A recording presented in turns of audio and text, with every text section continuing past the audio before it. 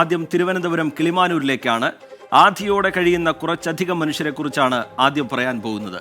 മണ്ണിടിച്ചിൽ ഭീഷണിയിൽ കഴിയുന്ന ദളിത് കുടുംബങ്ങളെ പുനരധിവസിപ്പിക്കണം എന്ന ആവശ്യം പതിറ്റാണ്ടുകളായി ഉയർന്നിട്ടും മുഖം തിരിക്കുകയാണ് അധികൃതർ.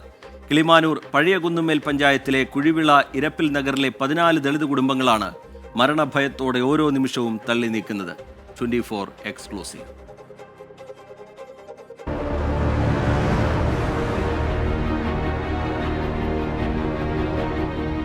പഴയകുന്നുമ്മൽ പഞ്ചായത്തിലെ 11ാം വാർഡായ മഹാദേവേശ്വരമാണിത്. കുഴിവിള ഇരപ്പിൽ നഗർ ആണ് ഈ കാണുന്ന സ്ഥലം. ഇവിടെ ഏതാണ്ട് 14ഓളം കുടുംബങ്ങൾ ഈ കുന്നിൻ ചെരുവിലാണ് താമസിക്കുന്നത്. അവരുടെ വീടുകളിലേക്കുള്ള വഴിയാണിത്. മുട്ട് പരസ്പരം ഇടിക്കാതെ ഇതുവഴി കയറിപ്പോകാൻ സാധിക്കില്ല.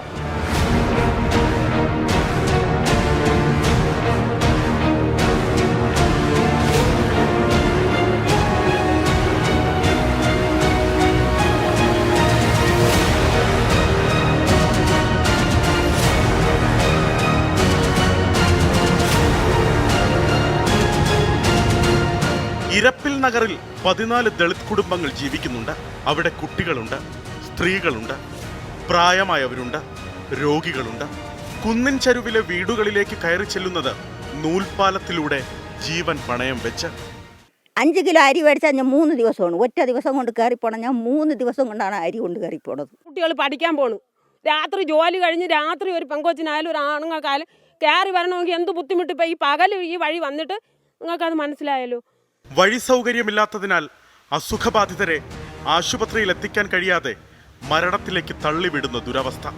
ഉറ്റവരുടെ മൃതദേഹം പോലും ഒരു നോക്കു കാണാൻ വീട്ടിലേക്ക് എത്തിക്കാനാകാത്ത ദുര്യോഗമാണ് ഈ കുടുംബങ്ങൾക്ക്. കാരണം എൻ്റെ ഭാര്യയാണ് കൊണ്ടുവന്ന് കാനറ കൊണ്ടുവന്ന് അടക്കിയിട്ട് ഇവിടെ കൊണ്ടുവന്ന് ഇത് ഇത്രയും ചെയ്തു വെച്ച് ഈ നാട്ടുകാരെല്ലാവരും കൂടെ ഉണ്ടായിരുന്നു. ഈ വഴിയിൽ പെരുവഴിയിൽ കൊണ്ടുവന്ന് വെച്ച് കാണിച്ചിട്ടാണ് ഞങ്ങൾ കാനറ കൊണ്ടുപോയത്. അപ്പോൾ അത്രയ്ക്കൊരു ബുദ്ധിമുട്ടാണ്. 2019 പ്രളയ സമയത്ത് ഈ കുന്നിങ്ങനെ ഇടിഞ്ഞു വന്നതാണ്. ഇവിടെ ഉണ്ടായിരുന്ന പാറക്കഷ്ണങ്ങളും മറ്റുമൊക്കെ ഈ വീടിൻ്റെ ചുവരില്ല, അതിൻ്റെ പുറകിലേക്ക് വന്നിടിച്ച് അങ്ങനെ നിൽപ്പുണ്ട്. ഇത് കുഴിവിള ഇരപ്പിൽ സ്വദേശി അനിതയുടെ വീടാണിത്. ഏതു നിമിഷവും ഈ വീട് ഇനിയൊരു വലിയ മഴയുണ്ടായാലും ഈ വീട് തകരുമെന്നുള്ള കാര്യത്തിൽ തർക്കമില്ല. ഇത് ഈ അനിതയുടെ മാത്രം വീടിൻ്റെ അവസ്ഥയല്ല. ഈ പ്രദേശത്തെ മുഴുവൻ വീടുകളും ഇത്തരത്തിൽ ഭീഷണിയിലാണ്. ഒട്ടുമിക്ക എല്ലാ വീടുകളുടെയും അടിസ്ഥാനം പോയിരിക്കുകയാണ്. വീടുകൾ വിണ്ട് കീറി പിളർന്നിരിക്കുകയാണ്.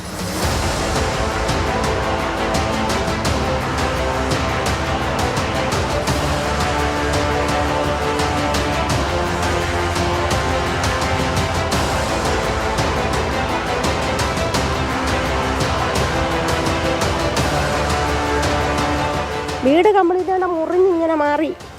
ഈ ഭിത്തി മൊത്തം മുറിഞ്ഞ് അകത്തെ ഭിത്തികളെല്ലാം പിളർന്ന് ഒരാളിന് കയറി പോവാ. 3-4 സെന്റ് വസ്തുവിലാണ് വീടുകൾ. പലതിന്റെയും അസ്ഥിവാരം വരെ തകർന്നിരിക്കുന്നു. ഏതു സമയത്തും നിലം പൊത്താം. മഴക്കാലത്ത് മലവെള്ളം വീടുകൾക്കിടയിലൂടെ ഇരച്ചെത്തും.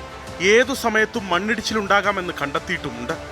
വീടൊന്നും ഇല്ല, എല്ലാം ഇടിഞ്ഞു പോയി. വഴികളോട് മൊത്തം ഇന്നലത്തെ മഴയിൽ ഒരു വീടും കാണത്തില്ല. കാരണം ഇപ്പം തന്നെ പെരിച്ചാടി തോണ്ടി എല്ലാം മണ്ണിളക്കി ഇട്ടിരിക്കുകയാണ്. കുന്നുകളുണ്ട്, പാറയുമാണ് മുകളിൽ. വീടിന് എപ്പോഴും അപകടം സംഭവിക്കുക.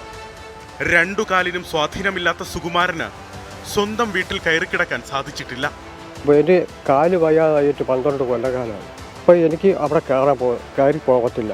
മഴക്കാലം ആകുമ്പോൾ പിന്നെ ഒട്ടും കയറി പോകത്തില്ല അങ്ങോട്ട്. അതുകൊണ്ടാണ് ഞാൻ ഇപ്പോൾ പേടിച്ച് വാടക വീടെടുത്ത് ഇപ്പോൾ ഞാൻ താമസിക്കുന്നത്. വീടും വഴിയും വേണമെന്നത് ഈ കുടുംബങ്ങളുടെ പതിറ്റാണ്ടുകളായുള്ള ആവശ്യമാണ്. പറഞ്ഞു മടുത്തൊടുവിൽ ഇക്കഴിഞ്ഞ ഫെബ്രുവരി 1 ഈ മുച്ചഭൂമിയിൽ അവർ കുടിൽ കെട്ടി താമസം ആരംഭിച്ചു. കൃത്യം 5 റവന്യൂ അധികാരികൾ ഇവിടേക്കെത്തി ആ കുടിൽ പൊളിച്ചു. അന്ന് ഈ മനുഷ്യർക്ക് കൊടുത്ത ഉറപ്പാണ് വീടും അവർക്ക് സുരക്ഷിതമായ വഴിയും ഒരുക്കി നൽകാനുള്ള നടപടി സ്വീകരിക്കുമെന്ന്. നാളിതുവരെ ഒരാൾ പിന്നീട് ഇങ്ങോട്ട് തിരിഞ്ഞു നോക്കിയിട്ടില്ല.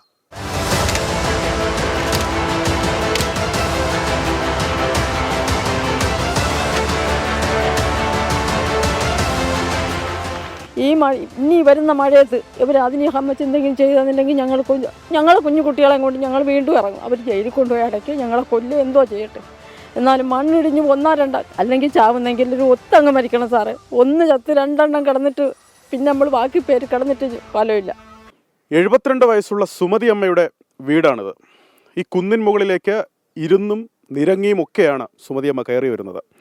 വീടെന്ന് പറഞ്ഞാൽ ഒരുപക്ഷെ അത്ഭുതം തോന്നുന്നുണ്ടാകും. കുടിലാണ്. ടാർപോളിനും മറ്റുമൊക്കെ വെച്ച് കെട്ടിമറച്ച ഒരു കുടിൽ.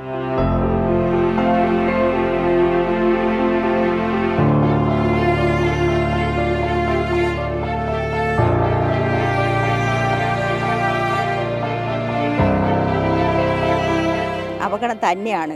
അല്ല, ഇത്രത്തോളം എന്ന് പറയാൻ എനിക്ക് പറഞ്ഞൂടാ. മഴ പെയ്യുമ്പോൾ പേടിയാണ്. മേളിൽ നിന്ന് വെള്ളം വരും, ഇനി ചാടി ഇതിലേക്കൂടെയൊക്കെ വെള്ളം ഓടുന്നത്. അപ്പോൾ അങ്ങനെ ആകുമ്പോഴേ രാത്രി ഉറക്കമില്ല എനിക്ക്. ഉറങ്ങാതെ എണീച്ചിവിടെ ഇരിക്കും. മഴ പെയ്ത് തീരുന്നത് വരെ ഇരിക്കും. ഇടി വെട്ടുമ്പോഴും പേടിയാണ്, എങ്ങനെയാണെന്ന് പറഞ്ഞ്. താമസിക്കാൻ അടച്ചുറപ്പുള്ള വീടും കയറി ഇറങ്ങാൻ സുരക്ഷിതമായ വഴിയും മനുഷ്യൻ്റെ അവകാശമാണ്. ആ അവകാശത്തിന് കുഴിവിള ഇരപ്പിൽ നഗറിലെ ഈ ജനങ്ങൾ അർഹരല്ല എന്ന് പഴയകുന്നുമ്മേൽ പഞ്ചായത്ത് അധികാരികളും സംസ്ഥാന സർക്കാരിനും പറയാൻ സാധിക്കുമോ? അടിയന്തരമായി ഈ ജനങ്ങളെ ഇവിടെ നിന്ന് മാറ്റിപ്പാർപ്പിക്കേണ്ടതുണ്ട്. സുരക്ഷിതമായ വീടുകൾ അവർക്ക് ഒരുക്കി നൽകേണ്ടതുണ്ട്. ഷൈജു ചാവശ്ശേരിക്കൊപ്പം അലക്സ്, റാം മുഹമ്മദ്, 24, തിരുവനന്തപുരം. പൊതുജനം കഴുതയല്ല സാർ. ജീവൻ പണയം വെച്ചാണ് ഈ കുടുംബങ്ങൾ ഇവിടെ കഴിയുന്നത്. മഴക്കാലമാകുമ്പോൾ ആശങ്കയും നെഞ്ചിടിപ്പും കൂടുന്നു. അധികൃതരുടെ മുമ്പിലേക്ക് ഞങ്ങൾ ഈ റിപ്പോർട്ട് വെക്കുകയാണ്. ചില പ്രതികരണങ്ങൾ കൂടി കാണാം. ഓരോ വീടുകളും നമ്മളെ സ്വപ്നങ്ങളാണ്. നമ്മൾ എന്തുമാത്രം കഷ്ടപ്പെട്ടിട്ടാണ് ഈ കുന്നിൻ്റെ മണ്ടയിൽ അങ്ങനെ കെട്ടിയെടുത്തത്. നമ്മൾക്ക് വീട് വയ്ക്കുന്ന സമയത്തൊക്കെ ആ റോഡിലൊക്കെയാണ് സാധനങ്ങൾ വരുന്നത്. അന്ന് അവിടെ നിന്ന് ഈ പരസ്പര സഹകരണം ഉള്ളതിൻ്റെ പേരിൽ മാത്രം നമ്മൾ ചുമന്ന് കയറ്റിയാണ് ഓരോ സാധനങ്ങൾ ഇവിടെ കെട്ടിവെച്ചത്. അതിങ്ങനെ ഇടിഞ്ഞു വീണതുകൊണ്ടാണ് ഇവരെല്ലാവരും കാല് പിടിച്ച് നമ്മളിങ്ങനെ പോകുന്നത്. നമ്മളെ മക്കളെ കാലത്തെങ്കിലും വല്ലതും കിട്ടണമെന്ന് പറഞ്ഞ് ഒരേ ഭരണകർത്താക്കൾ വരുമ്പോഴും വഴി ശരിയാക്കി തരാം, സിമൻ്റ് ഇട്ട് തരാം, കമ്പി വഴി ഉണ്ടാക്കി തരാം എന്നൊക്കെയാണ് അവർ പറഞ്ഞിട്ട് പോകണം. അവർ ഭരണത്തിൽ കയറി കഴിഞ്ഞാൽ അവർ പിന്നെ ഈ ഭാഗത്തോട്ടേ അവർ തിരിഞ്ഞു നോക്കുന്നില്ല. ഒന്നേ എനിക്ക് ഭൂമി തരണം. അതിൽ എനിക്ക് വീട് തന്നില്ലെങ്കിലും വേണ്ടില്ല, ഞാൻ ചെറ്റക്കുള്ളിൽ വെച്ചാൽ കിടന്നോളാം. പക്ഷേ എനിക്ക് ഇവിടെ നിന്ന് എനിക്ക് മാറിയേ കൊള്ളൂ. എന്ന് വെച്ചാൽ ഞാൻ ഇവിടെ കിടന്ന ആ കൊച്ചുങ്ങളും ഞാനും ഇവിടെ കാണൂല. അതെനിക്ക് നല്ല ഉറപ്പുണ്ട്. എൻ്റെ വീട്ടിൽ എനിക്ക് ഉറപ്പുണ്ട്, കാണൂല. മാറണം. നമ്മളെ എങ്ങോട്ടെങ്കിലും മാറ്റി 5 സെൻറ്റ് മണ്ണ് തന്ന് എവിടെയെങ്കിലും ഒരു മാടം കെട്ടി തരാനുള്ള ഇത് നമ്മളെ ഇവിടെ നിന്ന് എങ്ങനെയെങ്കിലും ഇവിടെ നിന്ന് മാറ്റി എങ്ങോട്ടെങ്കിലും കൊണ്ടുപോകണം. ഇതങ്ങ് വേണമെങ്കിൽ ഗവൺമെൻറ് കൊടുക്കുക. കാട്ടാനക്കലി മനുഷ്യജീവൻ എടുക്കുന്നത് ആവർത്തിക്കുമ്പോഴും ആറളം ഫാമിലെ ആനമതിൽ നിർമ്മാണം എങ്ങും എത്തിയിട്ടില്ല. ആനമതിൽ നിർമ്മിക്കുന്നതിൽ അപാകതയുണ്ടെന്നും അഴിമതിയുണ്ടെന്നും നാട്ടുകാർ ആരോപിക്കുന്നു. എന്നാൽ നിർമ്മാണം നിലച്ചതിനുള്ള കാരണം കരാറുകാരൻ്റെതാണ് എന്നാണ് സർക്കാരിന്റെ വാദം. ആറളം ഫാമിലെ കാട്ടാനക്കലിയിൽ ജീവഹാനി വർദ്ധിച്ചതോടെ പ്രതിഷേധം ശക്തമായി. ഇതോടെയാണ് 2023 സെപ്റ്റംബർ 30 ആനമതിലിൻ്റെ നിർമ്മാണം ഇവിടെ ആരംഭിച്ചത്. പക്ഷേ ഒടുവിൽ 2 മനുഷ്യജീവൻ കൂടി പൊലിഞ്ഞപ്പോഴും ഈ മതിലിൻ്റെ നിർമ്മാണം എങ്ങും എത്താത്ത അവസ്ഥയിലാണ്. കഴിഞ്ഞ വർഷം സെപ്റ്റംബർ 24 ആറളം ഫാമിലെ ആനമതിൽ നിർമ്മാണം പൂർത്തിയാവേണ്ടതാണ്. പണി ഇഴഞ്ഞതോടെ ഈ വർഷം മാർച്ച് 31 പണി പൂർത്തീകരിക്കാൻ മുഖ്യമന്ത്രിയും വനംവകുപ്പ് മന്ത്രിയും നിർദ്ദേശം നൽകി. പക്ഷേ ഇപ്പോഴും 4 കിലോമീറ്റർ മാത്രമാണ് മതിൽ നിർമ്മിച്ചത്. സർക്കാർ കഴിഞ്ഞ സാമ്പത്തിക വർഷം 53 കോടി രൂപ മതിൽ നിർമ്മിക്കുന്നതിന് വേണ്ടി ഫണ്ട് അനുവദിച്ചിരുന്നു. അപ്പോൾ അതിൻ്റെ പണി ആദ്യഘട്ടത്തിൽ ദ്രുതഗതിയിൽ നീങ്ങുന്ന ഒരു നിലയുണ്ടായിട്ടുണ്ട്. എന്നാൽ പിന്നീട് അങ്ങോട്ടേക്ക് അതിന് വേഗത പോരാ എന്നുള്ള അഭിപ്രായമാണ് ഞങ്ങളെ സംബന്ധിച്ചിടത്തോളം. 37.9 കോടി രൂപ ചെലവിൽ 10.5 കിലോമീറ്റർ ദൂരമാണ് ആനമതിൽ നിർമ്മിക്കേണ്ടത്. ഇതിനായി മരം മുറിക്കാനുള്ള തീരുമാനമുണ്ടായെങ്കിലും പ്രവൃത്തി മുന്നോട്ട് പോയില്ല. നിർമ്മാണം നിലച്ചതിന് കാരണം കരാറുകാരൻ്റെ അനാസ്ഥയാണെന്ന് മന്ത്രി OR കേളു. ആനകളെ ചെറുക്കുന്നതിന് വേണ്ടിയിട്ടുള്ള ഒരു പ്രതിരോധ പ്രവർത്തനത്തിന് വേണ്ടിയിട്ടാണ് നമ്മൾ ആനമതിൽ ഗവൺമെൻറ് പദ്ധതി വെച്ച് ആരംഭിച്ചത്. കുറച്ച് കാലതാമസം നേരിടുന്നു എന്നുള്ളതൊരു യാഥാർത്ഥ്യമാണ്. കരാറുകാരൻ്റെ ഒരു അലംഭാവം വലുതാണ്. സർക്കാരും വനംവകുപ്പും ജനങ്ങളെ പറ്റിക്കുന്നെന്നും ജാഗ്രതാ നിർദ്ദേശവുമായി ആറളം ഫാമിലേക്ക് ആരും വരേണ്ടതില്ലെന്നും നാട്ടുകാർ. ഈ മന്ത്രിമാരോ പിന്നെ കളക്ടറോ ഒന്നും ആനേനെ പേടിക്കുന്നില്ല. പക്ഷേ ഇവർ തന്നെ നമുക്ക് ഇതിനെന്തെങ്കിലും പരിഹാരം ഉണ്ടാക്കി തരണം. പക്ഷേ ജാഗ്രത പാലിക്കാൻ പറയണ്ട. ഇത്രേ എനിക്ക് പറയാനുള്ളൂ. കാട്ടാനക്കലി വർദ്ധിക്കുമ്പോൾ വനംവകുപ്പിനെതിരെയും ജില്ലാ ഭരണകൂടത്തിനെതിരെയും പ്രതിഷേധം കനക്കുകയാണ്. പാതി വഴിയിൽ നിർമ്മാണം നിലച്ച ആനമതിലിൻ്റെ ദൃശ്യങ്ങളാണിത്. എനിക്ക് തൊട്ടിപ്പുറത്ത് ആറളം വനമേഖലയാണ്. തൊട്ടിപ്പുറത്ത് പുഴയൊഴുകുന്നുണ്ട്. ഈ വനമേഖലയിൽ നിന്ന് ആനകൾ കൂട്ടത്തോടെ ഈ പുഴയിലേക്ക് വെള്ളം കുടിക്കാനെത്തും. പക്ഷേ ഈ ആനമതിൽ നിർമ്മാണം എങ്ങും എത്തിയിട്ടില്ല. ഈ നിർമ്മാണത്തെ ചൊല്ലിയുള്ള ചോദ്യത്തിന് വനംവകുപ്പ് സർക്കാരിനെ പഴിക്കുന്നുണ്ട്, സർക്കാർ കരാറുകാരനെ പഴിക്കുന്നുണ്ട്. പക്ഷേ ജനങ്ങൾ ആരെ പഴിക്കും? രജീഷ് കരുവള്ളൂരിനൊപ്പം അരുൺ പാറക്കൽ, 24 കണ്ണൂർ. പൊതുജനം കഴുതയല്ല സാർ. കാട്ടാന ആക്രമണത്തിൽ വൃദ്ധദമ്പതികൾ കൊല്ലപ്പെട്ട കണ്ണൂർ ആറളത്ത് നാട്ടുകാരുടെ വലിയ പ്രതിഷേധമാണ് ഉണ്ടാകുന്നത്. കൊല്ലപ്പെട്ടവരുടെ മൃതദേഹങ്ങളുമായി എത്തിയ ആംബുലൻസുകൾ മണിക്കൂറുകളായി നാട്ടുകാർ തടഞ്ഞിട്ടിരിക്കുകയാണ്. സ്ഥലത്തെത്തിയ KPCC അധ്യക്ഷൻ K സുധാകരനെയും CPM ജില്ലാ സെക്രട്ടറി MV ജയരാജനെയും പ്രതിഷേധക്കാർ തടഞ്ഞു. വനമന്ത്രി AK ശശീന്ദ്രന് നേരെ യൂത്ത് കോൺഗ്രസ് പ്രവർത്തകർ കരിങ്കൊടി കാട്ടി.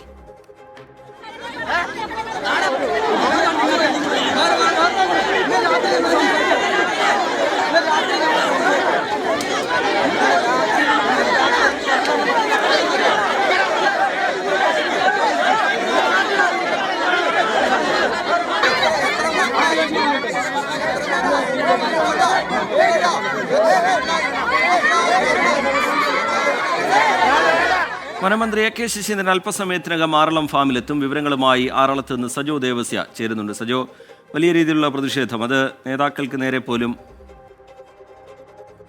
അരുൺ പാറക്കലാണ് വിശദാംശങ്ങളുമായി ചേരുന്നത്. അരുൺ പാറക്കൽ, വലിയ പ്രതിഷേധം അത് നേതാക്കൾക്ക് നേരെ പോലും ഉണ്ടായി. അത് സ്വാഭാവികവുമാണ്. ഈ സമവായ ചർച്ചയിലും ഒരു സമവായം രൂപപ്പെട്ടിട്ടില്ല. എന്താണ് ഏറ്റവും ഒടുവിലായി സംഭവിക്കുന്നത്? അരുൺ പാറക്കൽ. റിജിത്ത്, അല്പസമയം മുൻപാണ് ഈ ആറളം ഗ്രാമപഞ്ചായത്ത് ഹാളിൽ നടന്ന സർവകക്ഷി യോഗത്തിന് ശേഷം മന്ത്രി AK ശശീന്ദ്രൻ ആറളം ഫാമിലേക്ക് തിരിച്ചത്. അല്പസമയത്തിനകം തന്നെ ആറളം ഫാമിലേക്ക് എത്തുമെന്നാണ് അറിയാൻ സാധിച്ചത്. ഈ ആംബുലൻസ്, അതായത് മൃതദേഹവുമായി വന്ന ആംബുലൻസ് കഴിഞ്ഞ 5 മണിക്കൂറായി ഈ ആറളം ഫാമിൽ 13-ാം ബ്ലോക്കിലേക്ക് തിരിയുന്ന ആ റോഡിൽ നാട്ടുകാർ പിടിച്ചിട്ടിരിക്കുകയാണ്. ഉച്ചയ്ക്ക് 12 മണിയോടുകൂടി തുടങ്ങിയ പ്രതിഷേധം ഇപ്പോഴും അവസാനിച്ചിട്ടില്ല എന്ന് വേണം പറയാം. ഏകദേശം 6 മണിക്കൂറിലധികമായി നാട്ടുകാരിങ്ങനെ സംഘടിച്ച് പ്രതിഷേധവുമായി നിൽക്കുകയാണ്. ഇതിനിടയിലാണ് CPM ജില്ലാ സെക്രട്ടറി MV ജയരാജൻ ഈ സ്ഥലത്തേക്ക് എത്തിയത്. പ്രതിഷേധക്കാരുമായി ചർച്ച ചെയ്ത് പ്രതിഷേധം തണുപ്പിക്കാൻ വേണ്ടി ശ്രമിച്ചു. പക്ഷേ MV ജയരാജനെയും പ്രതിഷേധക്കാർ തടഞ്ഞു. പിന്നീട് 2 മണിക്കൂറിന് ശേഷമാണ് MV ജയരാജന് വീട്ടിലേക്ക് പോകാൻ, അതായത് ഈ മരിച്ച ആളുകളുടെ വീട്ടിലേക്ക് പോകാനുള്ള ഒരു സാഹചര്യം ഒരുങ്ങിയത്. അതിനുശേഷം KPCC അധ്യക്ഷൻ K സുധാകരൻ ഉൾപ്പെടെയുള്ള കോൺഗ്രസ് നേതാക്കൾ ഇവിടേക്ക് എത്തി പ്രതിഷേധക്കാരുമായി സംസാരിച്ചു. പക്ഷേ ഒരു തരത്തിൽ അടങ്ങാതിരിക്കുന്ന ഒരു സമീപനമാണത്. മന്ത്രി നേരിട്ടെത്താതെ, വനമന്ത്രിയെ നേരിട്ടെത്താതെ ഇവരുമായി ചർച്ച ചെയ്യാതെ ഈ പ്രതിഷേധം തണുക്കില്ല എന്ന നിലയിൽ തന്നെയാണ് ഇപ്പോൾ പ്രതിഷേധക്കാരുള്ളത്. അതുപോലെ തന്നെ വനം വകുപ്പിനെതിരെയും ശക്തമായ പ്രതിഷേധം ഉണ്ടാവുന്നുണ്ട്.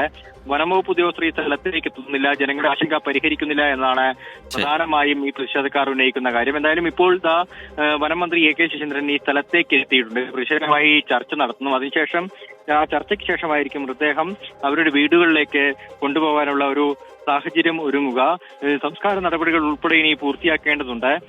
ആറളം ഫാമാണ്, വന്യജീവി ശല്യം രൂക്ഷമായ സ്ഥലമാണ്.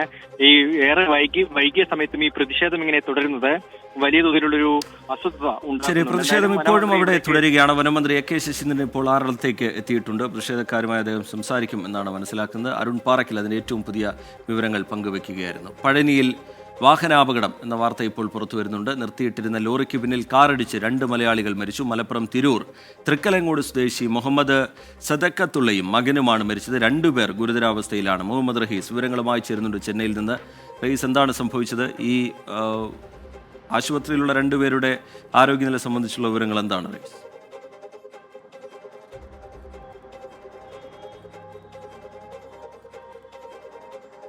ശ്രീജിത്ത്, ഈ പഴനിയിലുണ്ടായ കാർ അപകടത്തിൽ 2 പേർ മരിച്ചതായാണ് സംഭവ സ്ഥലത്ത് നിന്ന് ലഭിക്കുന്ന വിവരം. ഇതിൽ തിരൂർ തൃക്കലങ്ങോട് സ്വദേശി മുഹമ്മദ് സദക്കത്തുള്ളയും മകനുമാണ് മരിച്ചത് എന്നാണ് ഈ സ്ഥലത്ത് നിന്ന് ഇപ്പോൾ ലഭിക്കുന്ന വിവരം. അതോടൊപ്പം തന്നെ ഇവരുടെ ഭാര്യ, ഈ സദക്കത്തുള്ളയുടെ ഭാര്യയും 2 വയസ്സുകാരി മകളും ഗുരുതരാവസ്ഥയിലാണ്, ആശുപത്രിയിൽ ചികിത്സയിലാണ്. പഴനി ഉദുമല റോഡിൽ വയലൂരിന് സമീപം ബൈപ്പാസ് റോഡിലാണ് അപകടമുണ്ടായത്. ഇവർ കാറിൽ സഞ്ചരിക്കുകയായിരുന്നു. കാറിൽ സഞ്ചരിക്കവേ ഈ വഴിയോരത്ത് ഒരു ലോറി നിർത്തിയിട്ടിരുന്നു. ആ ലോറിയുടെ പിൻവശത്ത് ഈ കാർ ഇടിക്കുകയും ഒപ്പം ഇവർ അപകടത്തിൽപ്പെടുകയും കാറിന് പുറത്തേക്ക് ഇറങ്ങാൻ കഴിയാത്ത വിധത്തിൽ ഇവർ സ്റ്റക്കായി പോവുകയും ചെയ്തു. ഈ 2 പേരും സംഭവ സ്ഥലത്ത് വെച്ച് തന്നെ മരിച്ചു. പിന്നാലെ നാട്ടുകാരെത്തിയാണ് രക്ഷാപ്രവർത്തനം നടത്തി ഈ ഭാര്യയെയും ഒപ്പം തന്നെ ഈ 2 വയസ്സുകാരി മകളെയും ആശുപത്രിയിലേക്ക് മാറ്റിയത്. എന്തായാലും ക്രെയിൻ എത്തി ഈ കാറ് സ്ഥലത്ത് നിന്ന് മാറ്റിയിട്ടുണ്ട്. കൂടുതൽ വിവരങ്ങൾ ലഭിച്ചു വരുന്നതേ ഉള്ളൂ. റീജിത്ത്. ശരി, മുഹമ്മദ് റഹീസ് ചെന്നൈയിൽ നിന്ന് വിവരങ്ങൾ നൽകുകയായിരുന്നു. ഇപ്പോൾ PC ജോർജിനെ കോട്ടയം മെഡിക്കൽ കോളേജിൽ എത്തിച്ചു എന്നുള്ള വിവരം പുറത്തു വരുന്നുണ്ട്. അതിൻ്റെ ദൃശ്യങ്ങളും വരുന്നുണ്ട് എന്നാണ് ഞാൻ മനസ്സിലാക്കുന്നത്. 14 ദിവസത്തെ റിമാൻഡിലാണ്. അതിനിടയിലാണ് അദ്ദേഹത്തിന് ദേഹാസ്വാസ്ഥ്യം ഉണ്ടായത്. തുടർന്ന് ECGയിലെ വേരിയേഷൻ, അതിനെ തുടർന്ന് കോട്ടയം മെഡിക്കൽ കോളേജിലെ സെല്ലിൽ റിമാൻഡ് ചെയ്യുക എന്നുള്ള തീരുമാനത്തിലേക്കാണ് ഇപ്പോൾ എത്തിയിരിക്കുന്നത്. അതിൻ്റെ ഭാഗമായി അദ്ദേഹത്തെ കോട്ടയം മെഡിക്കൽ കോളേജിലേക്ക് എത്തിച്ചിരിക്കുകയാണ്. അതിൻ്റെ ദൃശ്യങ്ങളാണ് പ്രേക്ഷകർ കാണുന്നത്.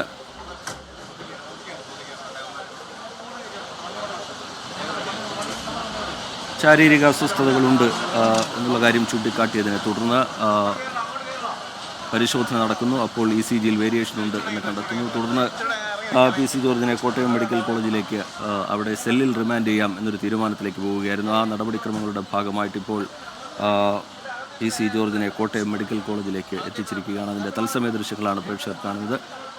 അതിലേക്ക്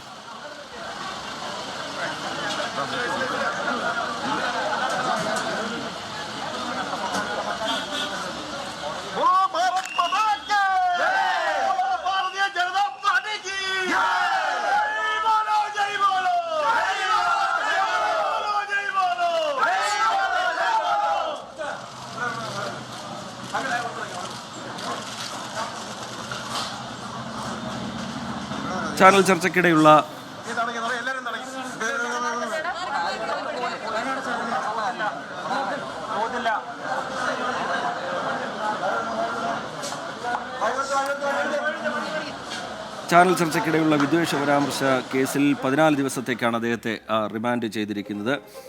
ജാമ്യാപേക്ഷ ഈരാറ്റുപേട്ട മജിസ്ട്രേറ്റ് കോടതി തള്ളി. അദ്ദേഹത്തെ 2 ആഴ്ചത്തേക്ക് റിമാൻഡ് ചെയ്യുകയായിരുന്നു. കസ്റ്റഡിയിൽ ചോദ്യം ചെയ്യലിന് ഈരാറ്റുപേട്ട പോലീസ് സ്റ്റേഷനിൽ എത്തിക്കുമെന്ന് അറിയിച്ചെങ്കിലും നാടകീയമായി ഈരാറ്റുപേട്ട കോടതിയിൽ ജോർജ് കീഴടങ്ങുകയായിരുന്നു. അതിന് പിന്നാലെ കോടതിയിൽ നടന്ന നടപടികൾ, അതിനുശേഷം അദ്ദേഹത്തെ ജയിലിലേക്ക് മാറ്റാനുള്ള നീക്കം, അതിനിടയിൽ ശാരീരിക അസ്വസ്ഥതകളുണ്ട് എന്ന കാര്യം ചൂണ്ടിക്കാട്ടിയതിനെ തുടർന്ന് ECGയിൽ വേരിയേഷൻ കണ്ടതിനെ തുടർന്ന് ഇപ്പോൾ കോട്ടയം മെഡിക്കൽ കോളേജിലെ സെല്ലിൽ അദ്ദേഹത്തെ റിമാൻഡ് ചെയ്യുകയാണ്. അതിൻ്റെ ഭാഗമായി അദ്ദേഹത്തെ അവിടേക്ക് എത്തിച്ചിരിക്കുകയാണ്. മാധ്യമങ്ങളോട് അദ്ദേഹം പ്രതികരിക്കുമോ എന്നുള്ള കാര്യം എല്ലാവരും ഉറ്റുനോക്കുകയായിരുന്നു. പക്ഷേ അത് ഉണ്ടായില്ല. ടോബി വിവരങ്ങളുമായി ചേരുന്നുണ്ട്. ടോബി, വിശദാംശങ്ങൾ. ടോബി.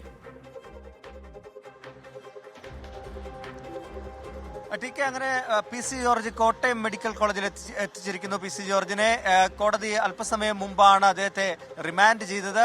ആരോഗ്യ പ്രശ്നങ്ങൾ ഉണ്ടെന്ന് അദ്ദേഹം ചൂണ്ടിക്കാട്ടി. ECGയിൽ വേരിയേഷൻ ഉണ്ടെന്ന് പാലാ ആശുപത്രിയിൽ പരിശോധിച്ചപ്പോൾ അത് മനസ്സിലായി. അങ്ങനെയാണ് ആ റിപ്പോർട്ട് അടക്കം കോടതിക്ക് മുമ്പാകെ, മജിസ്ട്രേറ്റിന് മുമ്പാകെ കൊണ്ടുപോയി കാണിച്ച് ഒരു മെഡിക്കൽ പരിശോധന ആവശ്യമുണ്ട്, വിശദമായിട്ടുള്ള പരിശോധന, ചികിത്സ ആവശ്യമുണ്ട് എന്ന് പറഞ്ഞുകൊണ്ട് കോട്ടയം മെഡിക്കൽ കോളേജിലേക്ക് ഇപ്പോൾ അദ്ദേഹത്തെ കൊണ്ടുവന്നിരിക്കുന്നത്. ഇവിടുത്തെ സെല്ലിൽ, അതായത് റിമാൻഡ് പ്രതികൾക്കായിട്ടുള്ള ഒരു പ്രത്യേക സെല്ല് മെഡിക്കൽ കോളേജിൽ അടുത്തിടെ ഉദ്ഘാടനം ചെയ്തിരുന്നു. ആ സെല്ലിലേക്കാണ് PC ജോർജിനെ മാറ്റുക എന്നാണ് നമുക്ക് അറിയാൻ കഴിയുന്നത്. എന്തായാലും നാടകീയ രംഗങ്ങളായിരുന്നു രാവിലെ മുതൽ അരങ്ങേറിയത്. ഇന്ന് പോലീസ് സ്റ്റേഷനിൽ നേരിട്ട് ഹാജരാകുമെന്നാണ് പോലീസിന് അദ്ദേഹം PC ജോർജ് നൽകിയ കത്തിൽ പറഞ്ഞിരുന്നത്. പക്ഷേ പോലീസിനെ എല്ലാം കബളിപ്പിച്ചുകൊണ്ട് നേരെ കോടതിയിൽ, ഈരാറ്റുപേട്ട മജിസ്ട്രേറ്റ് കോടതിയിൽ പോയി ഹാജരാകുന്നു. അതിനുശേഷം ഒരു ജാമ്യാപേക്ഷ കൂടി നൽകുകയാണ്. പക്ഷേ ആ ജാമ്യാപേക്ഷയിന്മേൽ പരിഗണിച്ച കോടതി ഭാഗങ്ങളുടെയും വിശദമായിട്ടുള്ള വാദം കേട്ടു. പ്രതിഭാഗം ജാമ്യം ലഭിക്കണം എന്ന് ആവശ്യപ്പെട്ടു. ആരോഗ്യ പ്രശ്നങ്ങളുണ്ട്, മുൻ ജനപ്രതിനിധിയാണ്, തെളിവുകൾ ശേഖരിച്ചു തുടങ്ങിയ കാര്യങ്ങളെല്ലാം തന്നെ വാദിച്ചു. എന്നാൽ പ്രോസിക്യൂഷൻ അതിനെ ശക്തമായി എതിർക്കുന്ന ഒരു കാഴ്ച നമുക്ക് കാണാൻ സാധിച്ചു. പ്രോസിക്യൂഷൻ പറഞ്ഞത് ഇത്തരത്തിലുള്ള തെറ്റുകൾ സ്ഥിരമായി ആവർത്തിക്കുകയാണ്. അതോടൊപ്പം തന്നെ ഹൈക്കോടതിയുടെ ഡയറക്ഷൻ ഉണ്ട്. ഇക്കാര്യങ്ങളെല്ലാം പറഞ്ഞതോടുകൂടിയാണ് 6 മണി വരെ റിമാൻഡ് കൊടുക്കുന്നു, അതിനുശേഷം കസ്റ്റഡി കൊടുക്കുന്നു. ആ കസ്റ്റഡിയിൽ ഇരിക്കുമ്പോഴാണ് ഈ ജാമ്യാപേക്ഷ പരിഗണിച്ച് ജാമ്യാപേക്ഷ തള്ളിക്കൊണ്ട് 14 ദിവസം റിമാൻഡിലേക്ക് PC ജോർജിനെ വിടുന്നത്. എന്തായാലും കോടതി നിർണായകമായിട്ടുള്ള ഒരു തീരുമാനം തന്നെ എടുത്തത്. അതിന് പിന്നാലെയാണ് ഈ ആരോഗ്യ പ്രശ്നങ്ങൾ PC ജോർജ് ചൂണ്ടിക്കാട്ടി കോടതിയെ സമീപിച്ചതും. അതിനുശേഷം ഇപ്പോൾ ഈ സെല്ലിലേക്ക്, പ്രത്യേക സെല്ലിലേക്ക്, കോട്ടയം മെഡിക്കൽ കോളേജിലെ സെല്ലിലേക്ക് PC ജോർജിനെ മാറ്റിയിരിക്കുകയാണ്. അതിന്റെ ദൃശ്യങ്ങളാണ് പ്രേക്ഷകർ കണ്ടത്. ഒടുവിലായി പുറത്തുവരുന്ന ഒരു വിവരം, ആറളത്ത് വലിയ രീതിയിലുള്ള പ്രതിഷേധം, കാട്ടാന ആക്രമണത്തിൽ 2 ജീവൻ പൊലിഞ്ഞതിന് പിന്നാലെ ഇപ്പോഴും നടക്കുകയാണ്. വനമന്ത്രി AK ശശീന്ദ്രൻ അവിടേക്ക് എത്തിയിട്ടുണ്ട്. ഇവരുടെ കുടുംബത്തിന് നഷ്ടപരിഹാരം നാളെ തന്നെ നൽകും എന്നുള്ള കാര്യം മന്ത്രി അറിയിക്കുന്നു. പ്രതിഷേധക്കാരുമായി മന്ത്രി ചർച്ച നടത്തും എന്നാണ് ഈ ഘട്ടത്തിൽ നമ്മൾ മനസ്സിലാക്കുന്നത്. കമന്റ് ബോക്സിലേക്ക് പോയാൽ ഒരുപാട് പ്രതികരണങ്ങൾ ആ വാർത്തയുമായി ബന്ധപ്പെട്ട് കാണാൻ കഴിയുന്നുണ്ട്. ഇങ്ങനെ ഓരോ ദിവസവും ഓരോരുത്തർക്ക് ജീവൻ നഷ്ടമാവുന്ന നില, അതിൽ പ്രതിഷേധം സ്വാഭാവികമാണ് എന്ന് ചൂണ്ടിക്കാട്ടുന്നുണ്ട് ഒരുപാട് പ്രേക്ഷകർ. അതുപോലെ വാഹനാപകടങ്ങളുമായി ബന്ധപ്പെട്ട കാര്യവും ഒരുപാട് പ്രേക്ഷകർ ചൂണ്ടിക്കാട്ടുന്നു. ഒരു ദിവസം പോലും വാഹനാപകടത്തിൻ്റെ അതിൽ ജീവൻ നഷ്ടമാവുന്നവരുടെ വാർത്തയില്ലാതെ ഒരു ദിവസം പോലും കടന്നു പോകുന്നില്ല. ഇപ്പോൾ അല്പസമയം മുമ്പ് പ്രേക്ഷകരുമായി പങ്കുവച്ച പഴനിയിലെ അപകട വാർത്തയുടെ പശ്ചാത്തലത്തിലാണ് ഒരുപാട് പേർ അതുമായി ബന്ധപ്പെട്ടുള്ള കമൻറ്റുകൾ കുറിക്കുന്നത്. അടുത്ത റിപ്പോർട്ടിലേക്ക് നമുക്ക് പോകാൻ സമയമായിരിക്കുകയാണ്. പ്രതിഷേധം ശക്തമാക്കുകയാണ് വയനാട് മുണ്ടക്കൈ ചൂരൽമല ദുരന്ത ബാധിതർ. ഇന്ന് ജനകീയ സമിതി കളക്ടറേറ്റിന് മുന്നിൽ ഉപവാസം നടത്തി. പുനരധിവാസം വൈകുന്നതടക്കമുള്ള വിവിധ വിഷയങ്ങൾ ഉയർത്തിക്കാട്ടിയായിരുന്നു മാർച്ച്. ഉന്നയിക്കുന്ന പ്രശ്നങ്ങളിൽ പരിഹാരമില്ല എങ്കിൽ സമരം ശക്തമാക്കാനാണ് ജനകീയ സമിതിയുടെ തീരുമാനം. മുണ്ടക്കൈ ചൂരൽമല ദുരന്തബാധിതരുടെ പ്രതിഷേധം തുടരുകയാണ്. ഇന്ന് ദുരന്തബാധിതരുടെ ജനകീയ സമിതിയാണ് പ്രതിഷേധവുമായി കളക്ടറേറ്റിന് മുന്നിൽ എത്തിയത്. ഇവരുന്നയിക്കുന്ന ആവശ്യങ്ങൾ അനവധി.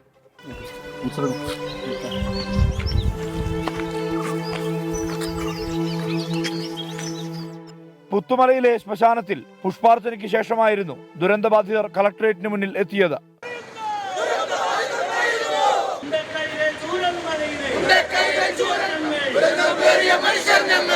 മാർച്ചിനു ശേഷം ഉപവാസം തുടങ്ങി. പുനരധിവാസ ലിസ്റ്റിൽ അർഹരായ എല്ലാവരെയും ഉൾപ്പെടുത്തുക, വീടുകളുടെ നിർമ്മാണം ഉടൻ തുടങ്ങുക, ദുരന്തബാധിതരോട് കേന്ദ്ര സർക്കാരിന്റെ അവഗണന അവസാനിപ്പിക്കുക, കടബാധ്യത എഴുതിത്തള്ളുക, 10 സെന്റ് ഭൂമിയിൽ പുനരധിവാസം നടപ്പാക്കുക തുടങ്ങിയ ആവശ്യങ്ങൾ അനവധി. അവകാശത്തിന് വേണ്ടിയുള്ള പോരാട്ടം ഇപ്പോൾ ഈ സമരം നടക്കുന്നത്. അപ്പോൾ അവരപ്പോൾ സമരത്തിൽ നമ്മ ഐക്യദാർഢ്യം പ്രഖ്യാപിച്ചതോടെ തന്നെ ഗവൺമെൻറ് എന്താ പറയുക, ദുരന്തബാധിത ഇങ്ങനെ അവഗണിക്കാതെ എത്രയും പെട്ടെന്ന് കണ്ണു തുറന്ന് അവർക്ക് വേണ്ട കാര്യങ്ങൾ ചെയ്തു കൊടുക്കണമെന്ന അവസരത്തിൽ പറയാനുള്ളത്. തങ്ങൾ അനുഭവിക്കുന്ന ദുരിതത്തെക്കുറിച്ച് ദുരന്തബാധിതർക്ക് പറയാനുള്ളത്: ഇത്രയും വലിയൊരു ദുരന്തം കഴിഞ്ഞു പോയിട്ട് നമുക്ക് വീടുമില്ല, കുടിയില്ല, പാടിയിലാണ് ഞങ്ങൾ താമസിക്കുന്നത്. ഇപ്പോൾ റെഡ് സോണിൽ നിന്ന് നമ്മൾ പുറത്താണ്.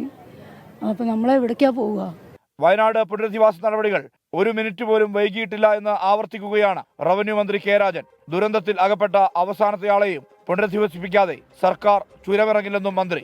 യാതൊരു കാരണവശാലും വൈകലില്ല. ദുരന്തബാധിതരായ ആളുകളിൽ ഒരു കാരണവശാലും ആശങ്കയുണ്ടാവേണ്ട കാര്യമില്ല. അവർക്ക് പൂർണ്ണമായി ഭവനം നിർമ്മിച്ചു കൊടുക്കും. ഭവനം വേണ്ട, പണം മേടിച്ച് പിന്നെ പോകണം എന്നാഗ്രഹിക്കുന്നവരാണെങ്കിൽ അതിനുള്ള സംവിധാനവും ഒരുക്കി കൊടുക്കും. ഒരു പ്രയാസവും ഉണ്ടാകില്ല. അതേസമയം ഉന്നയിക്കുന്ന പ്രശ്നങ്ങൾക്ക് പരിഹാരമുണ്ടായില്ലെങ്കിൽ പ്രതിഷേധം കടുപ്പിക്കാനാണ് ദുരന്തബാധിതരുടെ തീരുമാനം. നീറുന്ന നിരവധി പ്രശ്നങ്ങളുണ്ട് ചൂരൽമല മുണ്ടക്കൈ ദുരന്തബാധിതർക്ക്. ഇതിന് പരിഹാരം കാണണമെന്ന ആവശ്യവും ശക്തമാണ്. ഇതാണ് പ്രതിഷേധ വഴി തെരഞ്ഞെടുക്കാൻ ദുരന്തബാധിതരെ പ്രേരിപ്പിക്കുന്നത്. സുർജിത് അയ്യപ്പത്ത്, 24 വയനാട്. പൊതുജനം കഴുതയല്ല സാർ. എല്ലാം നഷ്ടപ്പെട്ടു പോയവരാണ്. അവരുടെ പ്രശ്നങ്ങൾക്ക്, അവരുടെ ആവശ്യങ്ങൾക്ക് പരിഹാരമുണ്ടാകണം. ദുരന്തബാധിതരുടെ പ്രശ്നങ്ങൾ, അതിനോട് സർക്കാർ മുഖം തിരിക്കാൻ പാടില്ല എന്നതാണ് യാഥാർത്ഥ്യം. അതിജീവന പാതയിലുള്ളവരെ ഇനിയും ബുദ്ധിമുട്ടിക്കരുത് എന്നാണ് ദുരന്തബാധിതർ പറയുന്നത്. ഈ അർഹമായ ആളുകൾ പോലും ലിസ്റ്റിൽ ഇടം പിടിക്കുന്നില്ല എന്നുള്ള പരാതിയും ആക്ഷേപങ്ങളും ഒക്കെ ഒരു ഭാഗത്ത് നിലനിൽക്കുകയും ചെയ്യുന്നുണ്ട്. അതിനിടയിലാണ് സമരം കൂടുതൽ ശക്തമായി വരുന്നത്. നോക്കാം ചില പ്രതികരണങ്ങൾ. ആദ്യത്തെ 2 പട്ടികയിൽ ആ ലിസ്റ്റ് ഉൾപ്പെട്ടിട്ടുണ്ടായിരുന്നു. ഇപ്പോൾ അവസാന അന്തിമ പട്ടിക വന്നപ്പോൾ ആ ലിസ്റ്റ് അതിൽ നിന്ന് ഒഴിവാക്കപ്പെട്ടിട്ടാണുള്ളത്. വീടുകളാർക്കും ലിസ്റ്റിൽ വന്നിട്ടില്ല. അപ്പോൾ എല്ലാം ഗവൺമെൻറ് പരിഗണിച്ച് തന്നാൽ വളരെ ഉപകാരം. 11 വാർഡ് എന്ന് പറഞ്ഞ വാർഡില്ല, സർക്കാരിൻ്റെ കണക്കിലില്ല. 11 വാർഡില്ല. പിന്നെ ഞങ്ങൾ വീടും വന്നില്ല. ഒരു 60 വീടിൻ്റെ താഴെ ഇനിയും ഉണ്ടാക്കാനുണ്ട്. അത് 10 വീട് ഇവിടെ 10 വീട് ആകുന്നില്ല. അങ്ങനെ പല ഭാഗത്തായിട്ടാണ്. ഞങ്ങളെങ്ങനെ അവിടെ പോയി താമസിക്കുക? ഇവരെല്ലാവരും കൂടി 581 വീടിൻ്റെ ലിസ്റ്റ് ഫസ്റ്റ് കൊടുത്തിട്ടുണ്ട്. ഈ 580 നിന്ന് 600 ആയാൽ തന്നെ ഒരു വീടിന് 50 ലക്ഷം റുപ്യ വെച്ച് കൊടുക്കുകയാണെങ്കിൽ തന്നെ 300 കോടി മതി. സാധാരണക്കാർ കൊടുത്ത പൈസ 720 കോടി സർക്കാരിൻ്റെ കയ്യിലുണ്ട്. ഈ 300-400 വീട് വെക്കാൻ വേണ്ടിയിട്ട് 720 കോടി ഊരാലിങ്കലിന് കൊടുക്കേണ്ട ആവശ്യമുണ്ടോ? പാതിവില തട്ടിപ്പിന് പിന്നാലെ പല സാമ്പത്തിക തട്ടിപ്പുകളുടെയും ചുരുളഴിയുകയാണ് ഇരിങ്ങാലക്കുടയിൽ. ഷെയർ ട്രേഡിംഗിന്റെ മറവിൽ സഹോദരങ്ങളുടെ നേതൃത്വത്തിൽ നടന്നത് വൻ നിക്ഷേപ തട്ടിപ്പാണ്. 150 കോടി രൂപ തട്ടിയെടുത്ത് ബില്യൺ ബീസ് ഉടമയും സഹോദരങ്ങളും വിദേശത്തേക്ക് കടന്നു. പ്രതികൾക്കായുള്ള അന്വേഷണം ഊർജിതമാക്കിയിരിക്കുകയാണ് പോലീസ്. പാതിവില തട്ടിപ്പിന്റെ ഞെട്ടൽ മാറുന്നതിന് മുൻപാണ് ഇരിങ്ങാലക്കുടയിൽ നിന്ന് നിക്ഷേപ തട്ടിപ്പിന്റെ വിവരങ്ങൾ പുറത്തു വരുന്നത്. വലിയ പലിശ വാഗ്ദാനം ചെയ്ത് സഹോദരങ്ങൾ തട്ടിയത് 150 കോടിയിലധികം രൂപയെന്നാണ് പോലീസിന്റെ കണക്ക്. അടിമുടി സിനിമാ സ്റ്റൈൽ തട്ടിപ്പ്. 10 ലക്ഷം രൂപ മുടക്കിയാൽ പ്രതിമാസം 30,000 രൂപ മുതൽ 50,000 രൂപ വരെ വരുമാനം. ബില്യൺ ബീസ് എന്ന പേരിൽ 2019 ചെറിയ സ്ഥാപനം തുടങ്ങി. പിന്നീട് നിക്ഷേപങ്ങൾ ഒഴുകിയതോടെ ആഡംബര ഓഫീസ് തുറന്നു. ഒട്ടേറെ ജീവനക്കാർ, കൈനിറയെ നിക്ഷേപവും. സർവീസിൽ നിന്ന് വിരമിച്ചവർ ആനുകൂല്യങ്ങൾ വരെ നിക്ഷേപിച്ചു. ഭൂമി വിറ്റും സ്വർണം വിറ്റും പണം നിക്ഷേപിച്ചവരുമുണ്ട്. 2023 വരെ വരുമാനം കിട്ടി, പിന്നെ മുടങ്ങി. കേരളത്തിലെ പ്രധാന ഷെയർ ട്രേഡിംഗ് സ്ഥാപനങ്ങൾ 12% വരുമാനം ഓഫർ ചെയ്യുന്നത്. പക്ഷേ ഇവിടെ 36% ലാഭം. സ്വകാര്യ ബാങ്കിലെ സെയിൽസ് എക്സിക്യൂട്ടീവായി ജോലി ചെയ്തിരുന്ന ചെറുപ്പക്കാരനാണ് ഇരിങ്ങാലക്കുട സ്വദേശി ബിബിൻ കെ ബാബു. 150 കോടി രൂപ സമാഹരിച്ച ഷെയർ ട്രേഡിംഗ് സ്ഥാപനത്തിന്റെ ഉടമയായി മാറിയത് സിനിമാ കഥയെ വെല്ലും വിധമാണ്.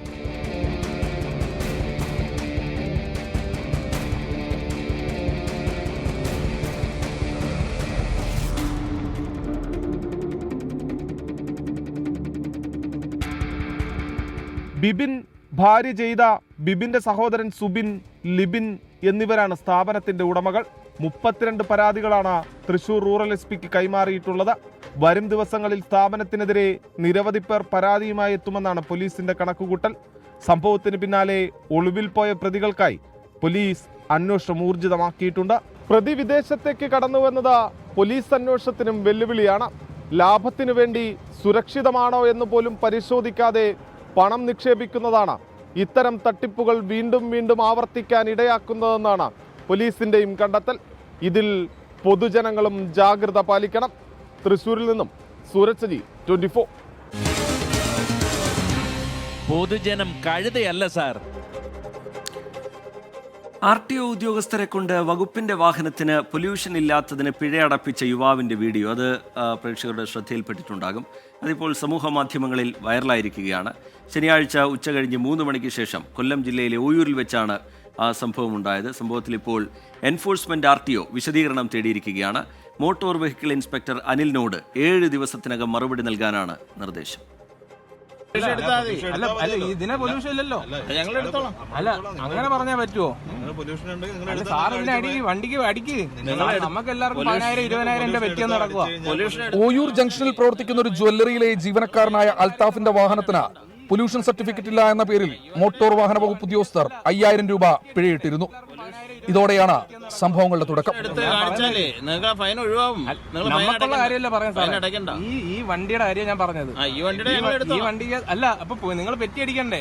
മോട്ടോർ വാഹന വകുപ്പ് ഉദ്യോഗസ്ഥർ പിഴയിടാനെത്തിയ വാഹനത്തിന്റെ വിവരങ്ങൾ പരിശോധിച്ചപ്പോൾ ആ വാഹനത്തിനും പൊല്യൂഷൻ സർട്ടിഫിക്കറ്റ് ഉണ്ടായിരുന്നില്ല. എല്ലാവർക്കും അടിക്കുന്നുണ്ട്. അപ്പൊ സാർ, നിങ്ങൾക്കുള്ള വണ്ടിക്ക് പൊല്യൂഷൻ വേണോ വേണ്ടേ? അപ്പൊ ഇതിന് ഈ വണ്ടിക്ക് എന്താ പൊല്യൂഷൻ ഇല്ലാത്ത? സർക്കാർ വാഹനത്തിന് പിഴയിട്ടിട്ട് പോയാൽ മതിയെന്ന ഉദ്യോഗസ്ഥരോട് അൽത്താഫ്. അപ്പൊ നിങ്ങൾ സർക്കാരിന്റെ വണ്ടിക്ക് നിങ്ങൾ അടിക്കും. നിങ്ങൾ 1-2 5,000 രൂപ വിനയാൻ അടിച്ചത്. 5,000 രൂപ. നിയമം എല്ലാവർക്കും ബാധകമാണെന്ന് പറഞ്ഞ യുവാവ് പിടിവാശി പിടിച്ചതോടെ മോട്ടോർ വാഹന വകുപ്പ് ഉദ്യോഗസ്ഥർക്ക് പണി കിട്ടിയെന്ന് ഉറപ്പായി. ഇത് നമ്മുടെ വാഹനമാണെന്ന് പറഞ്ഞ തടിയൂരാൻ നോക്കിയെങ്കിലും ഒടുവിൽ വീഡിയോ കൂടി ചിത്രീകരിക്കുന്നുണ്ടെന്ന് മനസ്സിലാക്കിയതോടെ സ്വന്തം വാഹനത്തിനും മോട്ടോർ വാഹന വകുപ്പ് ഉദ്യോഗസ്ഥർക്ക് പിഴയിടേണ്ടി വന്നു.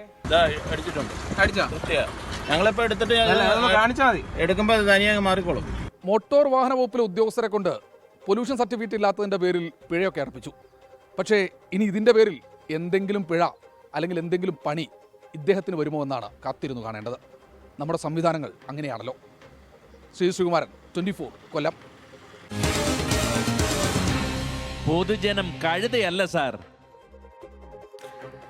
നിയമം എല്ലാവർക്കും ഒരുപോലെയാണ് എന്നുള്ള കാര്യം അൽത്താഫ് ആ ഉദ്യോഗസ്ഥരെയും ബോധ്യപ്പെടുത്തുന്നു. എന്തായാലും അൽത്താഫിന് പിന്തുണയ്ക്കായി സോഷ്യൽ മീഡിയയിൽ വലിയ പിന്തുണയൊക്കെ ഏറി വരുന്നൊരു സാഹചര്യം കൂടിയാണ്. അതിൽ ഇപ്പോൾ എന്തായാലും വിശദീകരണം തേടിയിരിക്കുന്നു. ഉദ്യോഗസ്ഥന് 7 ദിവസത്തിനകം മറുപടി നൽകണം എന്ന നിർദ്ദേശം വന്നിരിക്കുകയാണ്. അടുത്ത റിപ്പോർട്ടിലേക്ക് പോകാനുള്ള സമയം. കോഴിക്കോട് വലിയങ്ങാടിയിലെ ലോറി പാർക്കിംഗ് പ്രശ്നം പരിഹരിക്കാൻ ഇടപെടലുമായി കോഴിക്കോട് കോർപ്പറേഷൻ. ലോറി പാർക്കിങ്ങിനായി സ്ഥലം കണ്ടെത്തിയിട്ടുണ്ടെന്നും ചർച്ചകൾ നടക്കുകയാണെന്നും മേയർ ബീന ഫിലിപ്പ് 24-നോട് പറഞ്ഞു. ലോറി പാർക്ക് ചെയ്യാൻ സ്ഥലമില്ലാതെ തൊഴിലാളികൾ അനുഭവിക്കുന്ന ബുദ്ധിമുട്ട് നേരത്തെ ഈ പരിപാടിയിൽ തന്നെ 24 റിപ്പോർട്ട് ചെയ്തിരുന്നു.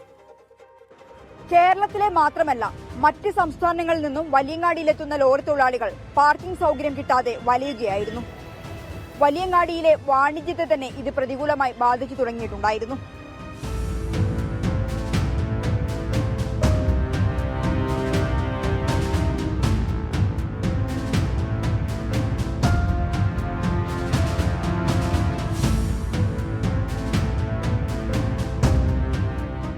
വലിയങ്ങാടിയിൽ ചരക്കുമായി എത്തുന്ന ലോറി തൊഴിലാളികൾ പാർക്കിങ്ങിന് സ്ഥലമില്ലാതെ ബുദ്ധിമുട്ടുന്നത് പൊതുജനം കഴുതിയല്ല സാർ എന്ന പരിപാടിയിലൂടെ 24 റിപ്പോർട്ട് ചെയ്തിരുന്നു.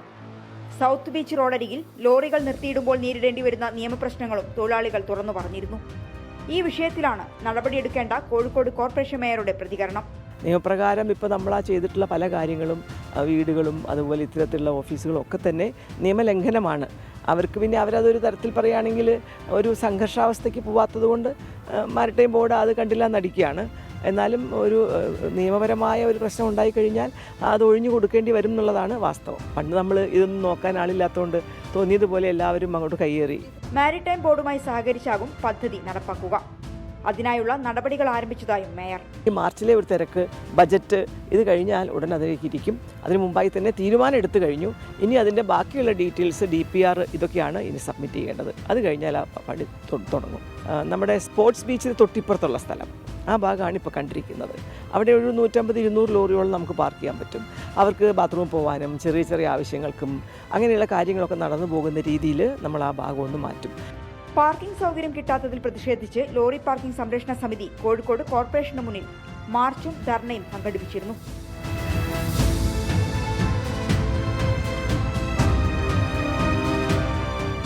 സ്ഥലം കണ്ടെത്തിയ സാഹചര്യത്തിൽ വളരെ വേഗത്തിലുള്ള നടപടിയാണ് ഇനി വേണ്ടത്. ലോറി തൊഴിലാളികളെ മാത്രമല്ല, അവരുമായി ബന്ധപ്പെട്ട് ജോലി ചെയ്യുന്ന മറ്റു തൊഴിലാളികൾക്കും ഇത് ആശ്വാസമാകും. മിഥില ബാലൻ, 24 കോഴിക്കോട്. പൊതുജനം കഴുതയല്ല സാർ. ലോറി പാർക്കിങ്ങുമായി ബന്ധപ്പെട്ട വിഷയം അത് അധികൃതരുടെ ശ്രദ്ധയിലേക്ക് പെടുത്തിയതിന് പിന്നാലെ കോർപ്പറേഷൻ്റെ ഭാഗത്തു നിന്നൊരു ഇടപെടൽ ഉണ്ടാകുന്നു എന്നുള്ളത് സ്വാഗതാർഹമാണ്. ആ പ്രശ്നത്തിന് പരിഹാരം ഉണ്ടാകുന്ന തരത്തിലുള്ള നടപടികൾ കോർപ്പറേഷൻ്റെ ഭാഗത്തു നിന്ന് ഉണ്ടാകട്ടെ.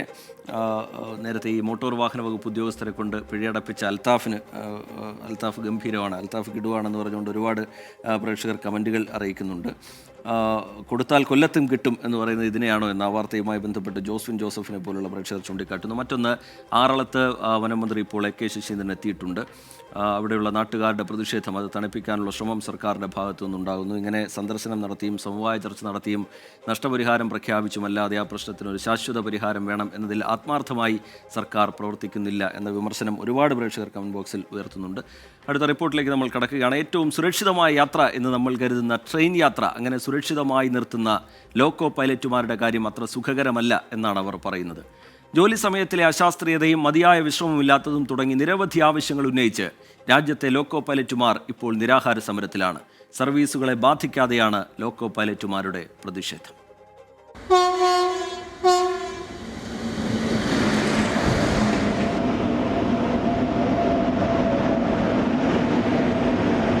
മതിയായ വിശ്രമവും മാനസിക ഉല്ലാസവും ഉറപ്പുവരുത്തേണ്ട ലോക്കോ പൈലറ്റുമാർക്ക് അത് ലഭ്യമാകുന്നുണ്ടോ?